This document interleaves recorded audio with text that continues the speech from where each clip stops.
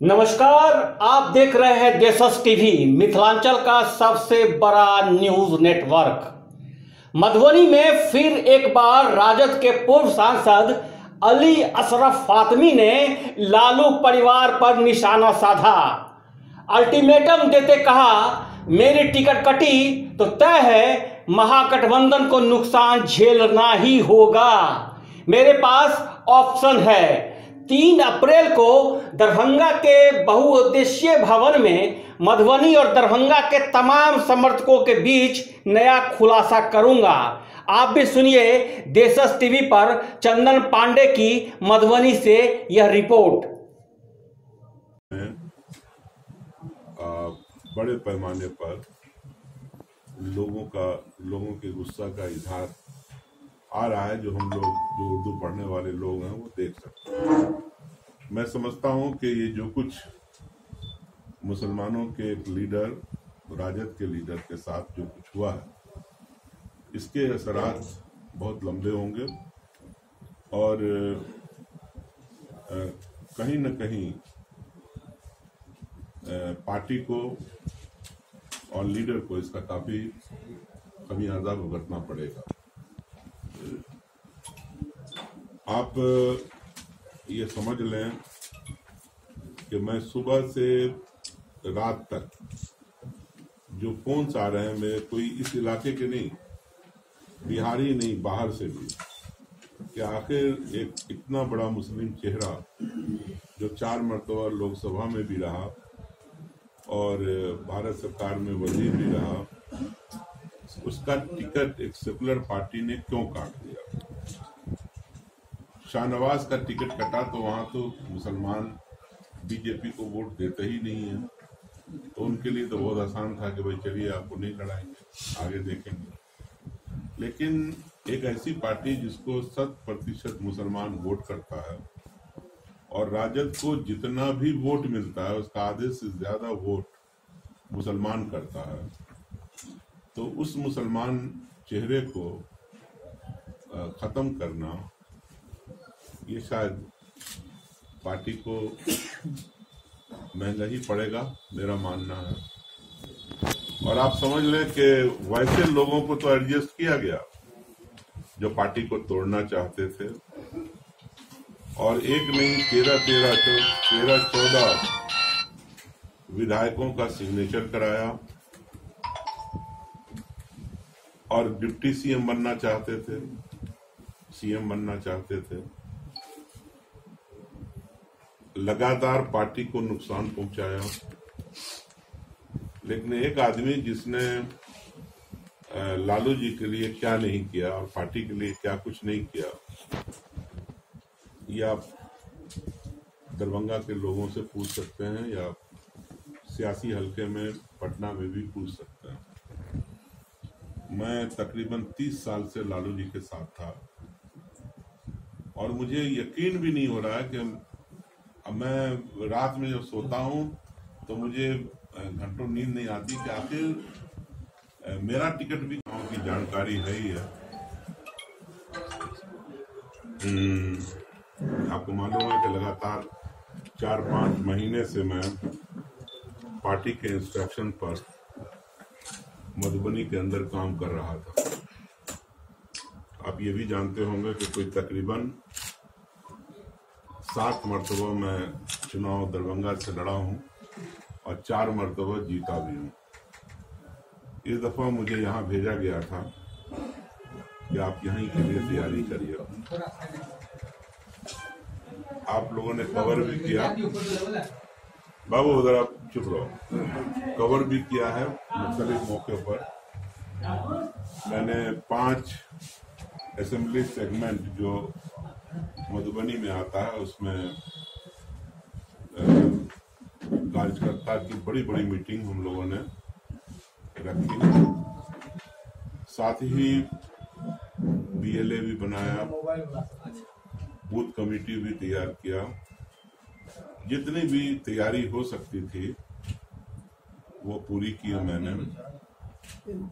और जब टिकट का बंटवारे के 1 दिन पहले तक भी मुझसे यही कहा गया कि आपका हो गया, मतलब अब कल जब सिंबल लेने का दिन था तो जानकारी मिली कि ये सीट दे दी गई गठबंधन में वीआईपी पार्टी को। तो वहीं से फिर मेरे दिमाग में बात चली कि आखिर ऐसा हुआ कैसे। तो मैंने लालू जी से भी बात किया, तेजस्वी जी से भी बात किया, तो मालूम ये पड़ा कि वही लोग जिन्होंने पिछली दफा मुझे चुनाव दरभंगा में हराया था, उन्हीं लोगों के साजिश से ये टिकट काटा गया और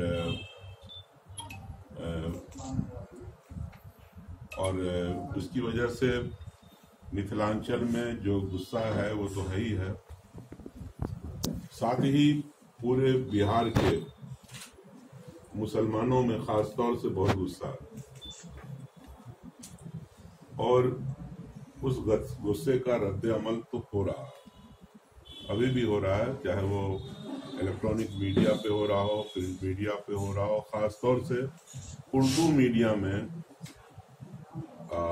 बड़े पैमाने पर लोगों के गुस्सा का इजहार आ रहा है, जो हम लोग जो उर्दू पढ़ने वाले लोग हैं वो देख सकते हैं। मैं समझता हूँ कि ये जो कुछ मुसलमानों के एक लीडर, राजद के लीडर के साथ जो कुछ हुआ है, इसके असरात बहुत लंबे होंगे और कहीं न कहीं पार्टी को और लीडर को इसका काफी खमियाजा भुगतना पड़ेगा।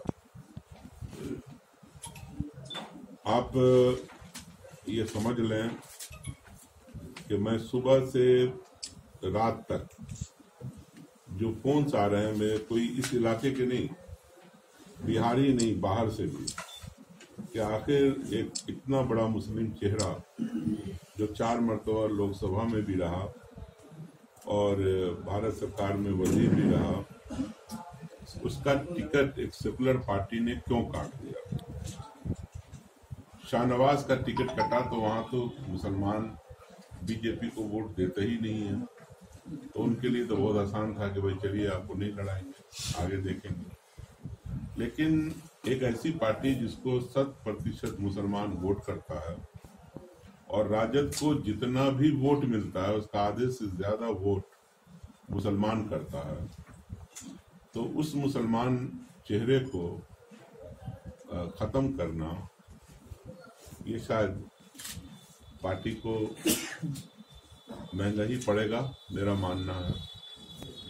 और आप समझ लें कि वैसे लोगों को तो एडजस्ट किया गया जो पार्टी को तोड़ना चाहते थे, और एक नहीं 13-14 विधायकों का सिग्नेचर कराया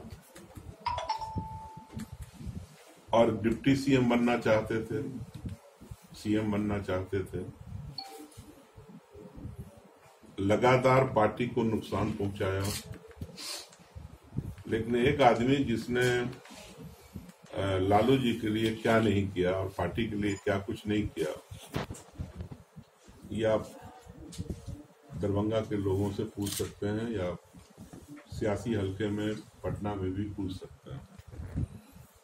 मैं तकरीबन 30 साल से लालू जी के साथ था और मुझे यकीन भी नहीं हो रहा है कि अब मैं रात में जब सोता हूं तो मुझे घंटों नींद नहीं आती कि आखिर मेरा टिकट भी कट सकता है।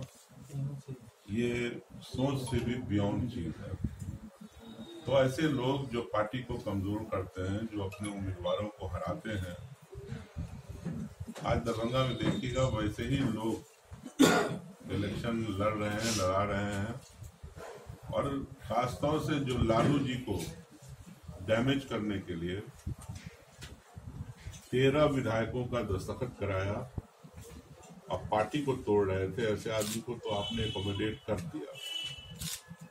लेकिन एक आदमी जो 100% आपके साथ था और है, फ्यूचर का मैं नहीं कह सकता कि आगे क्या होगा, लेकिन उसको आपने दरकिनार किया एक बड़े मुस्लिम चेहरे को आपने पार्टी से दरकिनार किया, टिकट से दरकिनार किया। ये बहुत ही दुखदाई है और अभी रिस्पांस आ रहा है और इससे कहीं बाहर के बारे में तो नहीं कहूँगा, लेकिन दरभंगा, मधुबनी और इसके इर्द गिर्द जितनी लोकसभा की सीट है